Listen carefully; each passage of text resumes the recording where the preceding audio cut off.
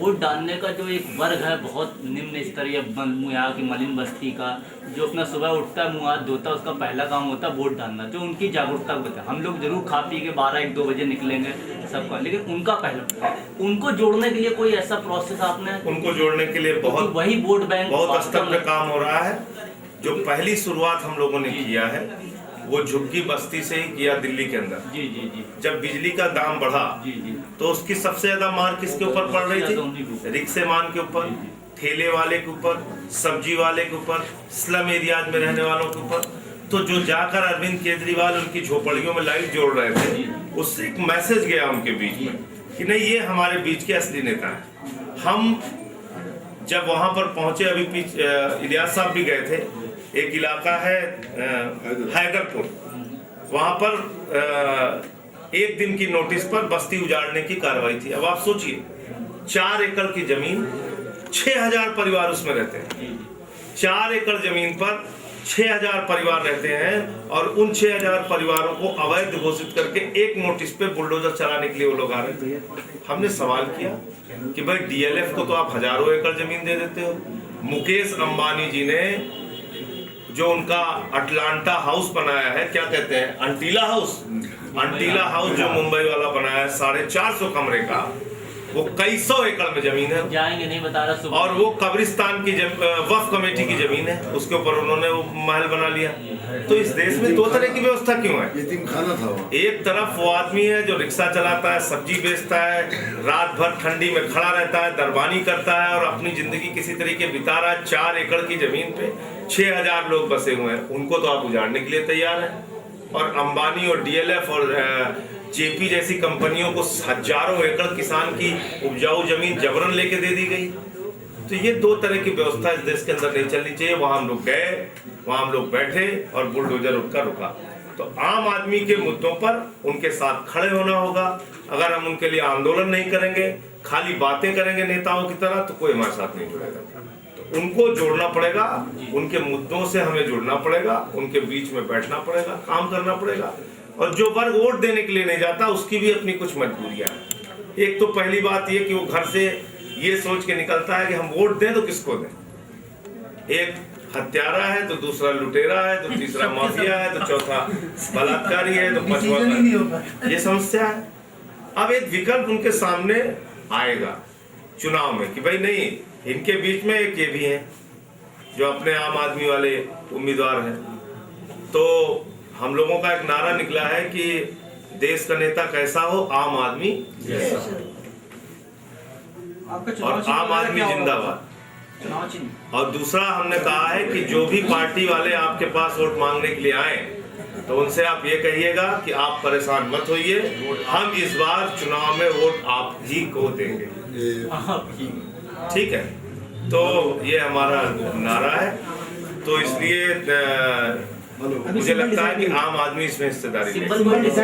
Symbol के लिए अभी नहीं डिसाइड। ऐसा ये बताइए, कोलगेट प्रकरण उछला, बड़ा जोर शोर से आपके अरविंद केजरीवाल साहब का विरोध किया, आप क्या बैकफुट पे क्यों आ गई आपकी पार्टी? देखिए, यहाँ एक समस्या है, जन लोकपाल। हम इस राजनीतिक प्रक्रिया में आए क्यों, ये थोड़ा समझने की। जन लोकपाल हम मांग रहे थे, उसमें तो किसी के कोई भ्रष्टाचार के खिलाफ लड़ाई नहीं थी। वो खाली ये था कि भ्रष्टाचार के खिलाफ एक कानून बना दीजिए। हम ये नहीं कह रहे थे कि प्रधानमंत्री जी ने क्या किया है, क्या कहा हुआ है। हम ये कह रहे थे कि भाई कानून बना दीजिए, अगर आप दोषी हैं तो उस कानून के तहत जेल जाएंगे। हम इस राजनीतिक प्रक्रिया में जो लड़ाई लड़ने जा रहे हैं, उसमें ये लड़ने जा रहे हैं, हम ये बिल्कुल दावा नहीं कर रहे हैं कि हम राजा हरिश्चंद्र की तरह काम करेंगे। हम ये कह रहे हैं कि अगर हम जाके वहां बेईमान होते हैं तो इस देश के अंदर ऐसा कानून होना चाहिए कि हम 2 महीने में हमारी जांच हो के हमको जेल में भेज दिया जाए। अगर चोर भी राजा की कुर्सी पे बैठे, जनप्रतिनिधि की कुर्सी पे बैठे और गलत करें, तो उसको भी जेल होनी चाहिए, ये हम कह रहे हैं। दूसरी बात ये है, जो बात आपने कहा बहुत महत्वपूर्ण है कि भाई कोलगेट का मुद्दा हमने उठाया, बैकफुट पे आ गए, या सलमान खुर्शीद साहब का मुद्दा उठाया, या जितने मुद्दे उठाए, मुझको आप ये बता दीजिए कि हमारी बात तो पीछे छोड़ दीजिए। इस देश की सबसे प्रमुख विपक्षी पार्टी है भारतीय जनता पार्टी।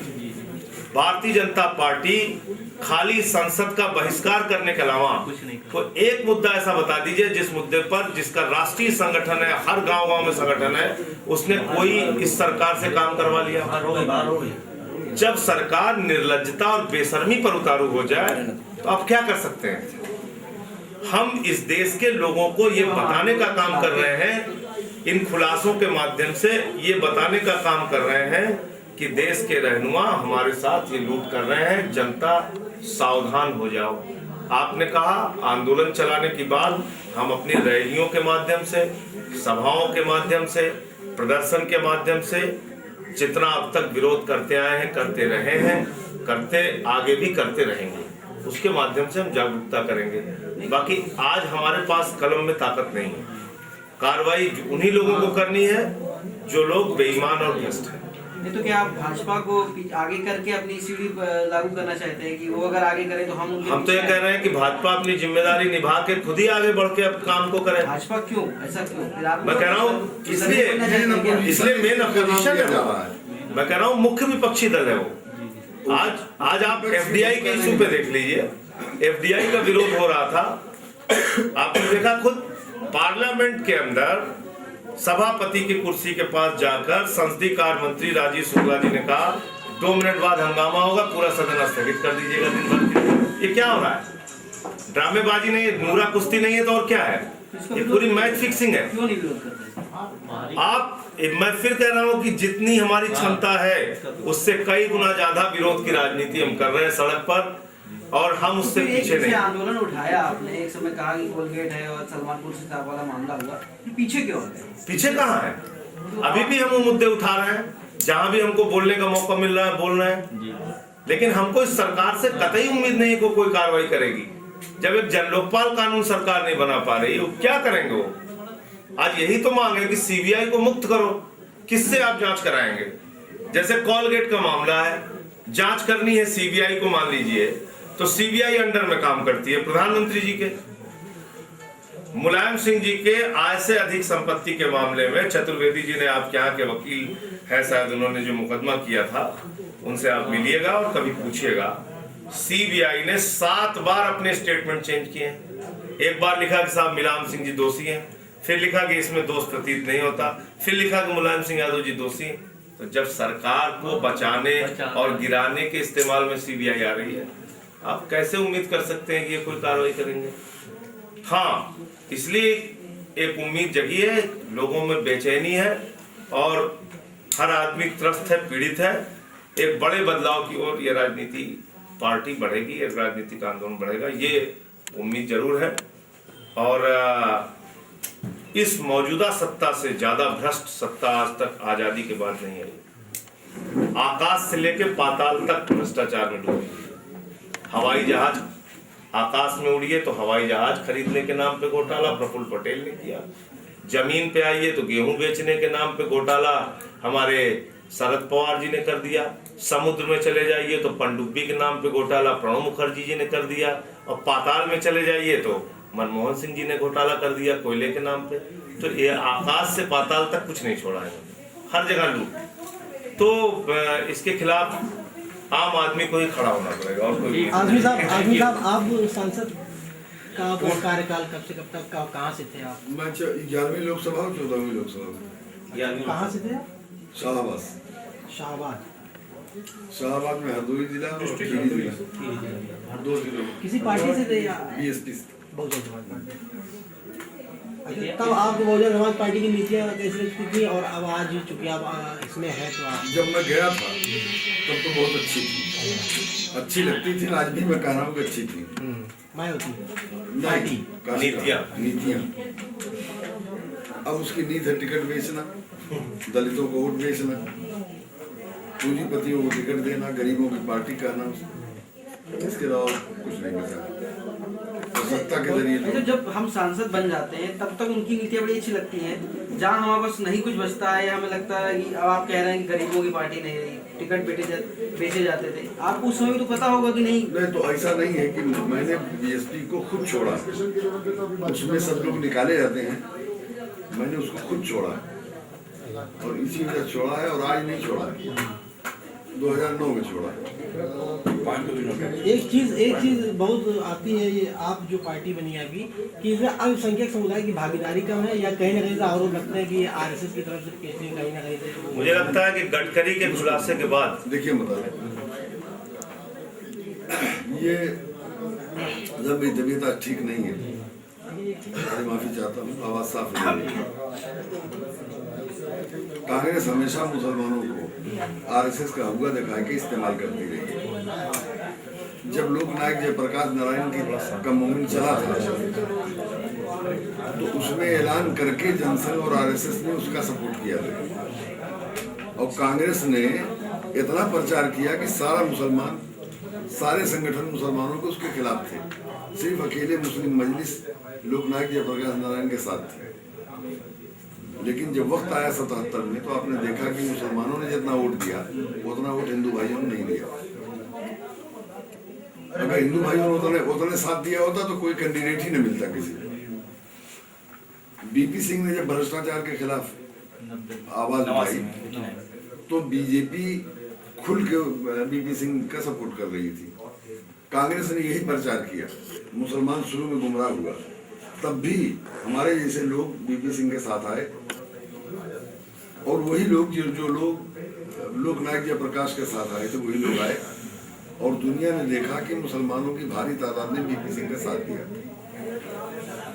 इस बार तो कहीं दूर दूर तक आरएसएस नहीं थी, उस वक्त तो थी। लोकनायक जयप्रकाश नारायण के साथ तो आरएसएस भी थी और जनसंघ भी थी।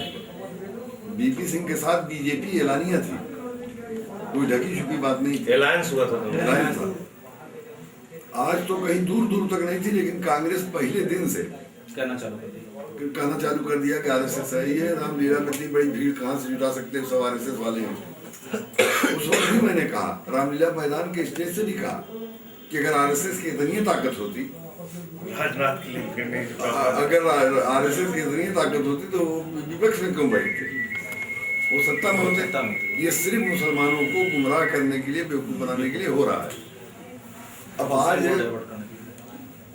आज पूरे मुल्क का मुसलमान ये मान चुका है कि आरएसएस वाली बात बहुत पुरानी हो चुकी है, बस वो पिछड़ गया है थोड़ा, तो थोड़ा संकोच कर रहा है। आप 10 दिन 1 महीना के बाद देखिएगा कि हर जगह मुसलमान आपकी पार्टी में भी आएंगे, आएंगे। पार्टी में भी आएंगे। वही 77 का नक्शा होगा।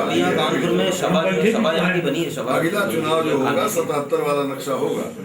15-20 दिन पहले दिल्ली जाओ इमाम बुखारी साहब आए थे, उन्होंने कहा कि जो है समाजवादी पार्टी की सरकार को मैंने अपील की थी मुसलमानों से कि इनको वोट दें। उससे हमारे पार्टी के मुखिया से कुछ लिखित समझौते हुए थे, जिसमें कहा गया था कि भाई जो बेगुनाह मुसलमान जेल बंद है उनको छोड़िए। लेकिन ये तो जो है बेगुनाह के नाम पे से अपने समाजवादी पार्टी कार्यकर्ताओं को छोड़ रहा है।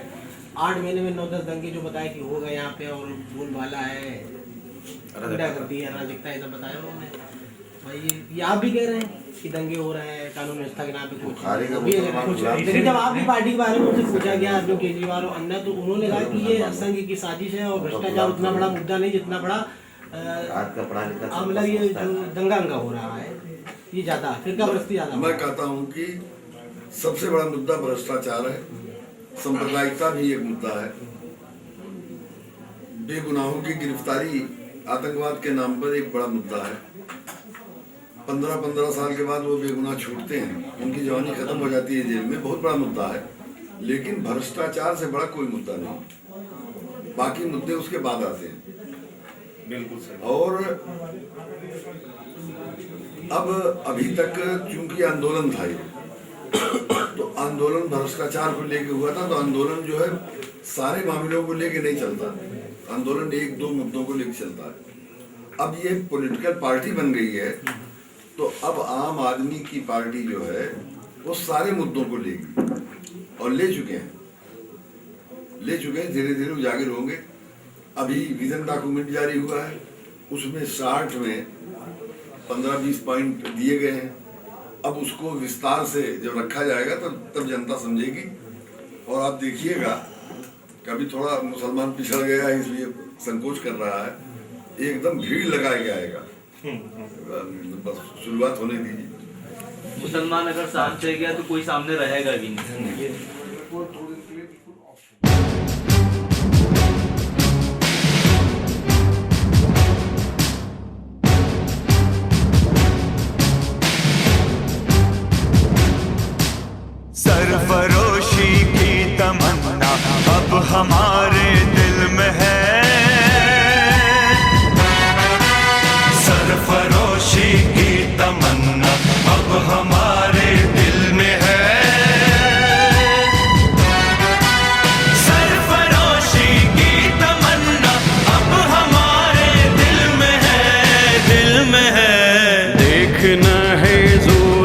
कितना बाजुए का दिल में है, देखना है जोर कितना बाजुए का दिल में है।